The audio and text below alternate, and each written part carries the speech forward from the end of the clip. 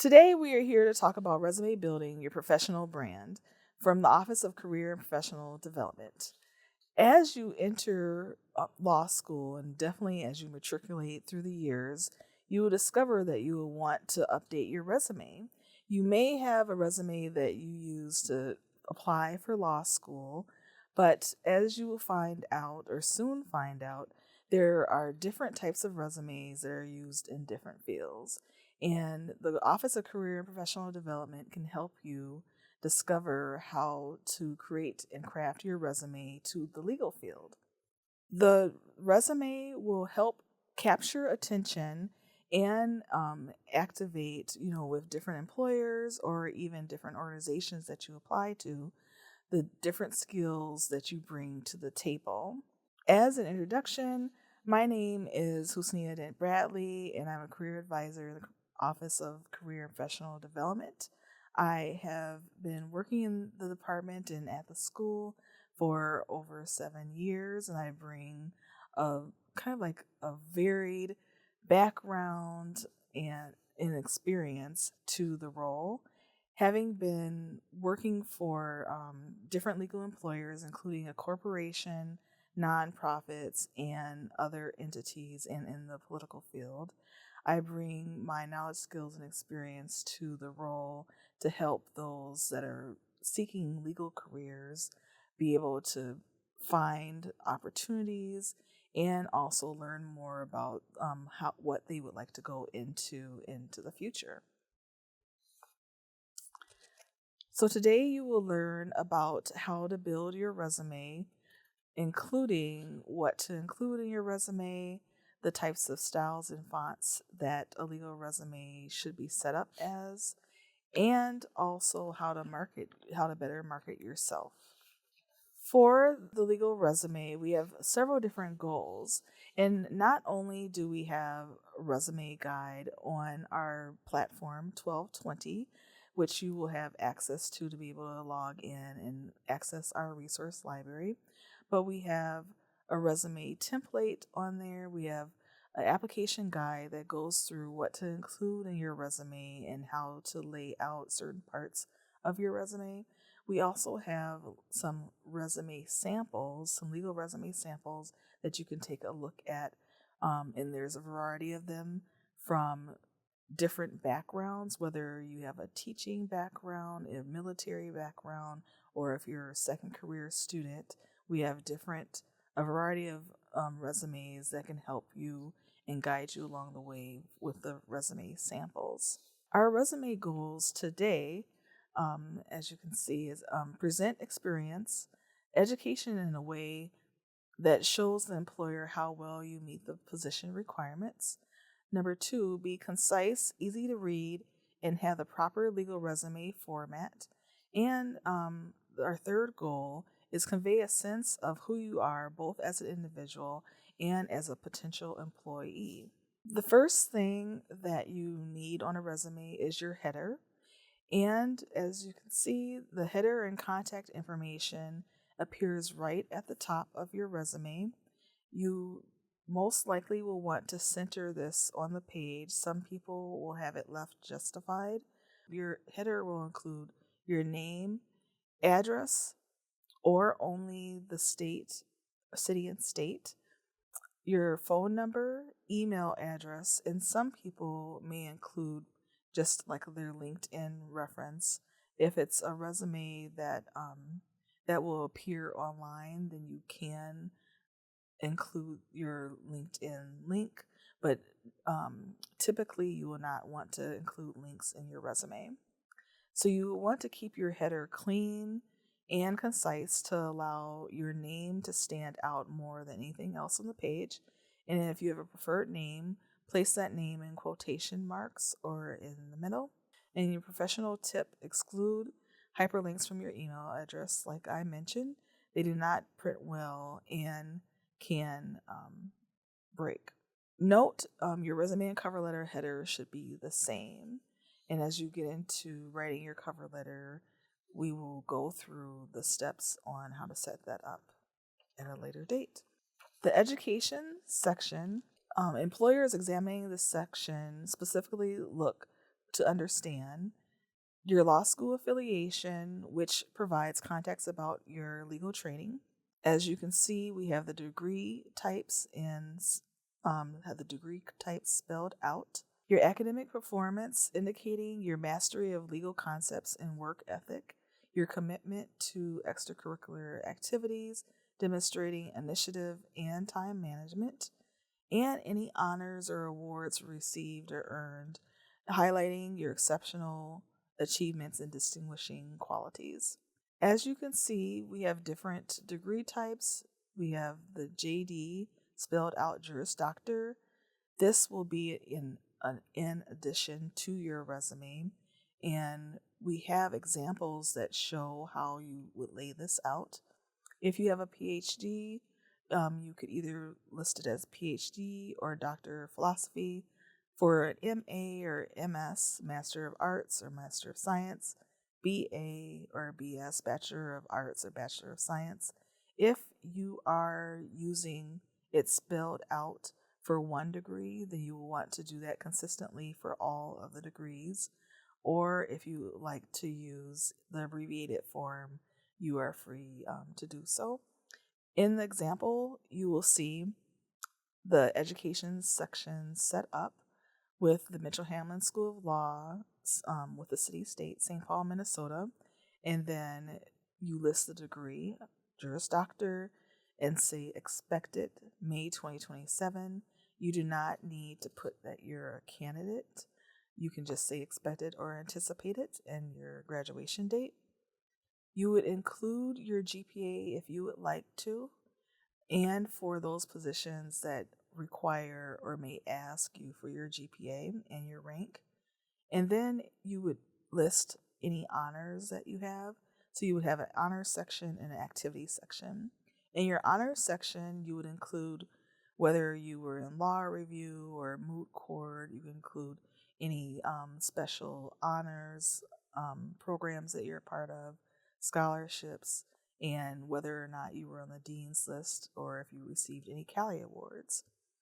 For your activities, you can include any activities that you participate while in school. So you can include, I've seen people include like their participation as a member in the ABA, so the American Bar Association, or even let's say with the Minnesota State Bar Association section, whether it's environmental law or property law, IP, sports law, and you can also include your student bar association activities, including the SBA, or if you're a part of BALSA or APALSA or NAPALSA, sports and entertainment organization, the Veterans Association, and other student orgs. You can include that as for your activities.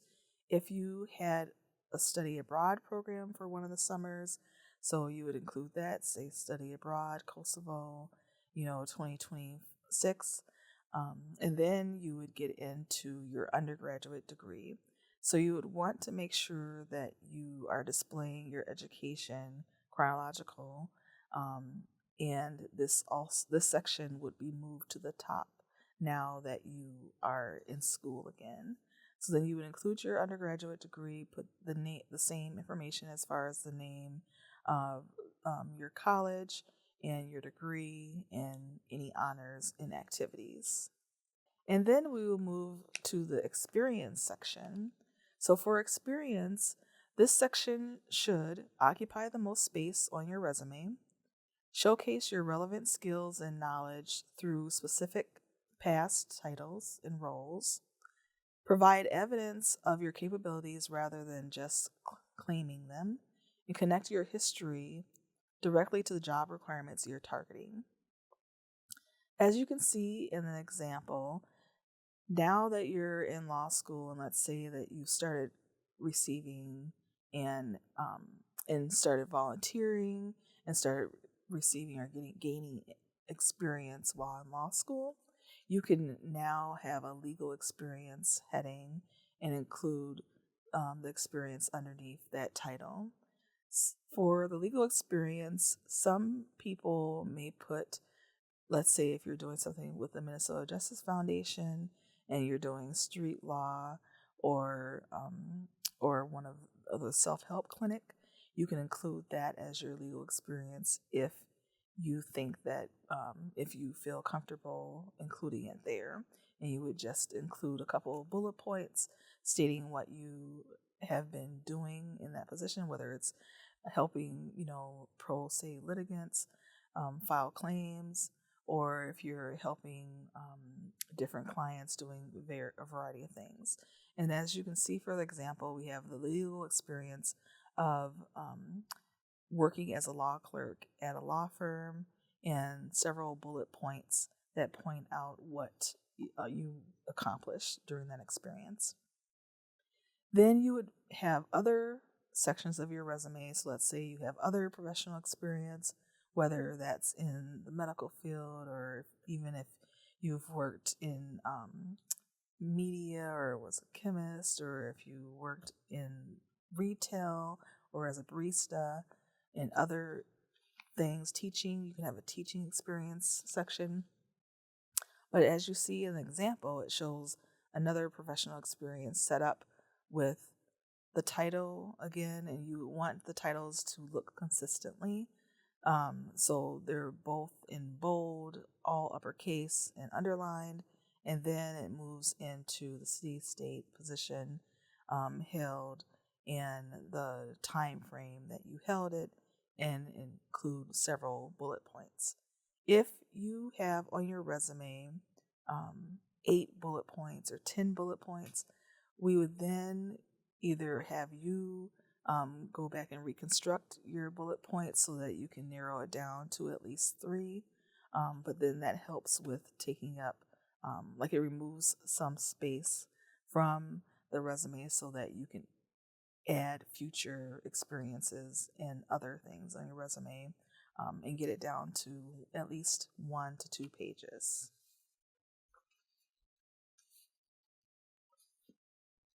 Like I mentioned, like in the application guide and with your resume, we have some examples and samples of transferable skills and how to lay that out on your resume.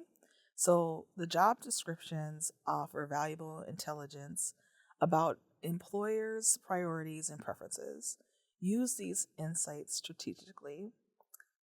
Analyze the job postings for positions that interest you to identify specifically requested skills and qualifications.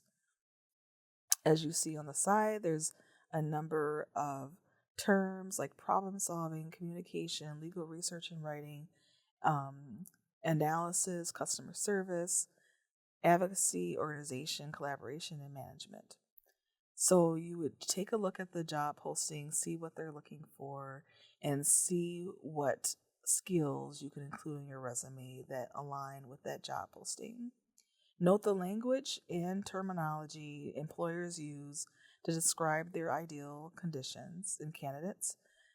Extract key requirements and desired characteristics mentioned consistently across relevant postings. Adapt your experience description to highlight these specific skills and attributes, and frame your accomplishments using similar terminology to create alignment with what employers are actively seeking. Now we will look at the legal resume general format. As a general format, and as mentioned, you want to keep your resume to at least 1 to 2 pages depending on your experience. If you have a lot of experience and let's say your resume is 4 pages long, our office, the Office of Career and Professional Development, can help you narrow down some of your experience and skills to fit 1 to 2 pages. You want it to use black font only. 10-point absolute minimum depends on font style. Some of the standard fonts include Arial, Times New Roman, Georgia, Book, Antiqua, and etc. And your font styles, italics, bold, and underline to differentiate sections. For the font size, you can go up to 12 point, But if you have a lot of content, then you will at least want to use 10, 10.5 and make sure that it's readable on a screen. For your margins, the standard would be 1 inch around and no less than 0.5 as space as needed. So if you have a lot to include on your resume, that may be an area that can help reduce space. You would want consistent bullets and heading styles. So I've definitely seen resumes that were not consistent, and so you just want to maybe highlight in Control A for the whole document to make sure that you have the same font style at least. And do not include objective statement or summary. So a lot of resumes entering law school will have an objective summary at the top, but you can include that type of information on your LinkedIn page, and you do not need to include that on a legal resume. So there's 3 big don'ts for resumes, and one of the don'ts is internet templates. A lot of internet templates are very inflexible, and when you're adding information into them, you may not have enough room, or it might cut off, certain aspects of the content that you're trying to convey. And also, some of the internet templates are set up in a different way than what legal employers will expect. You do not want to include color, symbols, and pictures. So you do not want to include a picture of yourself at the top or one of your pets or anything like that. And you will want to keep a consistent color scheme, and so that's why we recommend the black font. I have seen resumes that include blue or turquoise and red and other colors, but it's recommended that you use black font. And you do not want to include an objective statement or summary. Typically, this is included on your resume to kind of describe your background and what you're looking for. But as was mentioned, you do not need to include that on a legal resume going forward. Now we have some samples of the internet templates. As you can see, this resume is all shaded in green and other colors, and you can barely make out where the education is located because it's buried in the middle of all the other content. There's a picture of the person that's applying, and then it includes some shaded information on the side, including the contact information that includes symbols that's used for the phone or the email address and other items. You do not need to include that on your resume, and in a later slide we'll show you how to include that information. It also includes your key skills. If those skills can be listed among your experience, then you do not need a separate section for key skills. So, as was mentioned, your resume should not include no pictures, graphics, or color. The pictures, graphics, and color are distracting to the substance. No summary section. Summaries and objective statements take up valuable space. No columns. Do not use columns to organize your resume sections or to use organized lists. You do not want to include that in your resume. No skills sections. Demonstrate your skills and your experience instead of listing them. Employers will not take your word for it. In wrong format or layout, contact information and education are in the wrong spot. And here are a couple of other resumes that are set up incorrectly, and we have a big wrong on the left-hand side.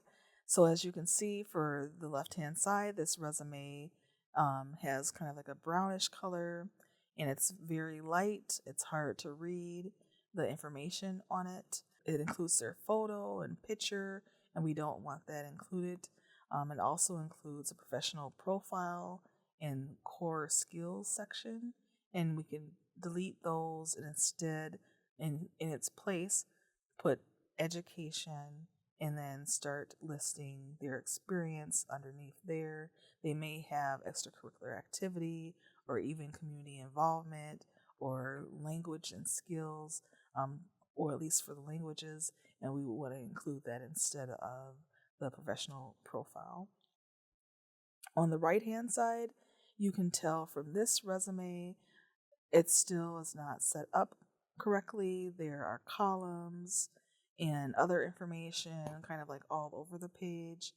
You have the heading that's one block of color, and when you print this out, you will not be able to see their name because of how it's displayed on the page. And like was mentioned, you do not want to include the information in columns. It needs to kind of like read like a memo. And so then you would not want to include their contact information that way, and it just says LinkedIn. If someone were just to print this out, they would not know what the URL is for their LinkedIn page. And so then that's why that would not be recommended to include it in this manner. And then you have the education. One thing, even if you were to Google and look it up, you would want to display the education as Juris Doctor. This one has Juris Doctorate. And if you email Juris Doctor versus Juris Doctorate, it will state that Juris Doctor is the proper way to display the degree. And then also you want to include that in italics because it's a Latin term. On this resume as well, you see that it's listed as work experience. I would recommend that it would be professional experience. And then since these three positions are legal experience, you can put legal experience instead of work experience. And then it has a certifications section. You can include that on your resume. And if it's related to particular positions or to a particular school, then you would include it underneath that information. Now we'll get into the legal dues. So for the legal dues, you would want to keep your resume simple and quantify whenever applicable.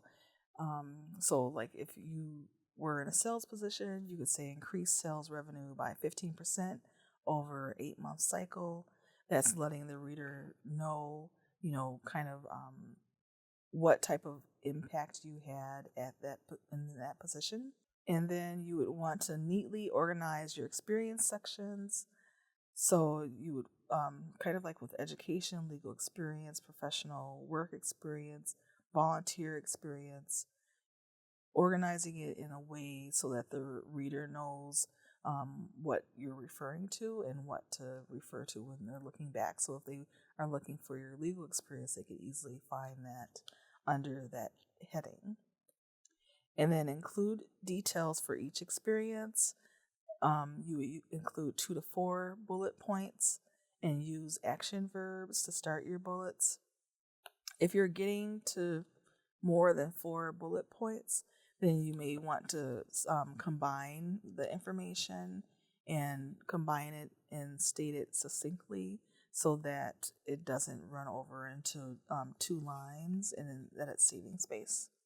And then always include position titles and dates for each experience.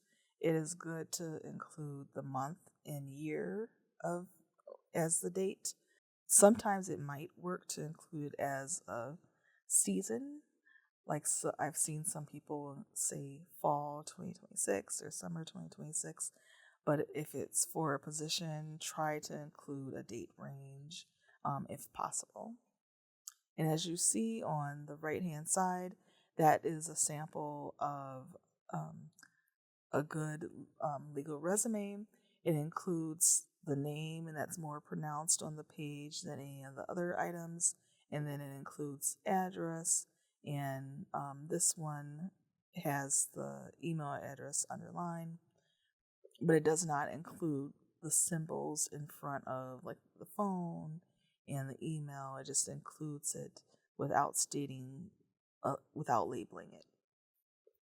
And then it includes the education. It pronounces and has on there Mitchell Hamlin School of Law, and it has the city and state. It has Juris Doctor, the degree, and the date range, or is expected May 2027. And then something like it has a bullet stating something about it. And there, as mentioned before, you can include your honors and your activities. And then it goes into the undergrad degree and it includes that information. And then it moves into the legal experience section where it's including each position that you have underneath there.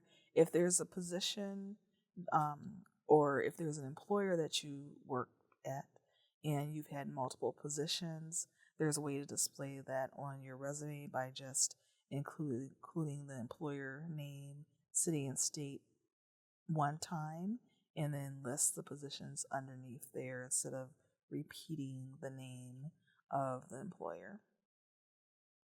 And then you want to make sure that all of your material is lining up. So as you can see from the sample, the dates are aligned on the right-hand side of the document.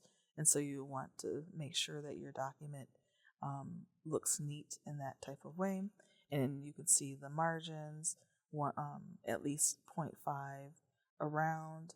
And then there's a volunteer section.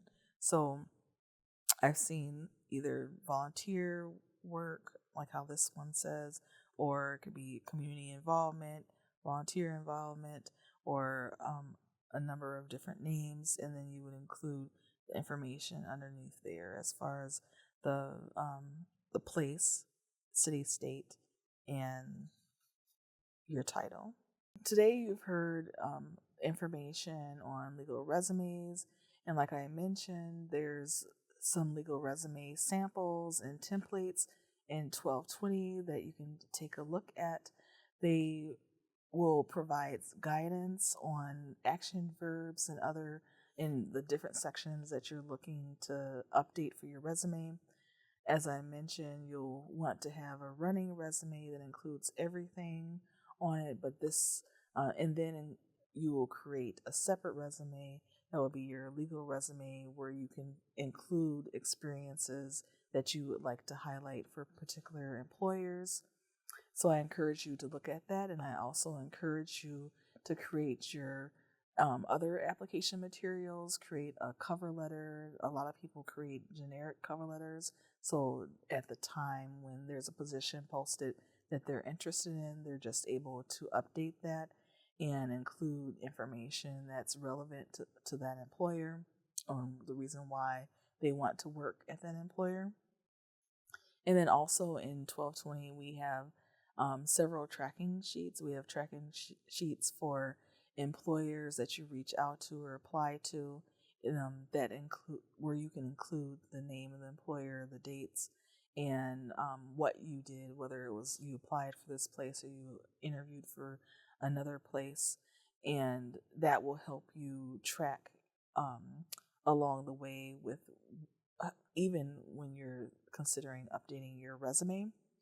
I encourage you to definitely check out 1220, watch our video series and the next video series that's coming up after this one.